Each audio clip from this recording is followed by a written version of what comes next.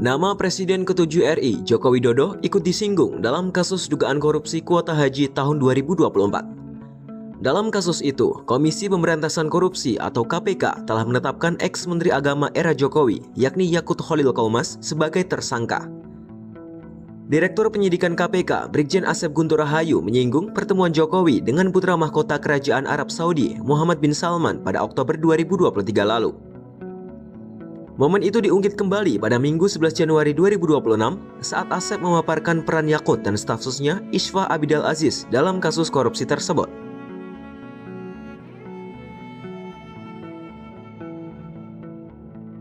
Asep memaparkan pada tahun 2023 akhir, Presiden Indonesia kala itu, Joko Widodo, melawat ke Arab Saudi dan bertemu Muhammad bin Salman atau MBS. Asep menerangkan, dalam pertemuan itu Jokowi membahas panjangnya antrean haji reguler bagi warga negara Indonesia. Menanggapi hal tersebut, MBS pun memberikan kuota haji tambahan bagi Indonesia sebanyak 20.000 porsi haji. Kuota haji yang awalnya hanya 221.000 pun kemudian bertambah menjadi 241.000 porsi. Asep menekankan bahwa tambahan kuota haji tersebut diberikan kepada negara dan bukan kepada Yakut selaku Menteri Agama kala itu. Atas dasar itu, Asep menegaskan bahwa kuota haji tambahan tersebut seharusnya digunakan untuk mengurangi antrean yang mencapai puluhan tahun. Bahwa Presiden Republik Indonesia pada saat itu ada kunjungan ke Saudi Arabia dan ketemu waktu itu adalah MBS ya, Muhammad bin Salman. Kemudian cerita terkait dengan bahwa antrian haji, maksudnya antrian haji yang reguler itu sudah mencapai puluhan tahun, gitu, seperti itu. Maka kemudian diberikanlah tambahan kuota yang biasanya 221.000, kemudian ditambahlah 20.000 kuota ini. Nah, kuota ini diberikan oleh Kerajaan Saudi Arabia itu kepada negara.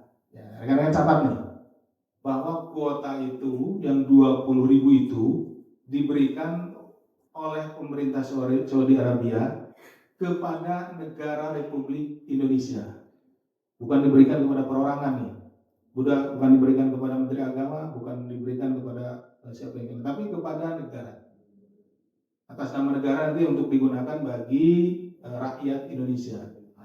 Ia juga memaparkan bahwa aturan pembagian kuota haji telah tertuang dalam undang-undang, bahwa total kuota haji seharusnya terdiri dari 92% haji reguler dan 8% haji khusus.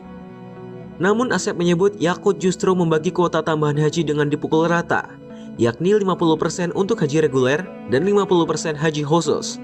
Temuan KPK juga menyatakan staf khusus Yakut ikut dalam proses pembagian kuota tersebut.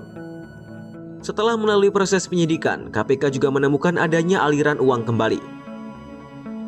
Sebelumnya pada Jumat 9 Januari 2026, KPK mengonfirmasi bahwa Yakut telah ditetapkan sebagai tersangka kasus korupsi kuota haji.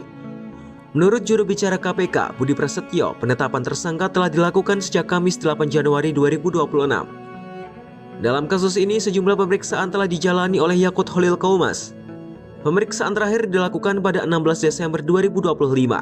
Namun Yakut enggan berbicara kepada awak media terkait jalannya proses tersebut.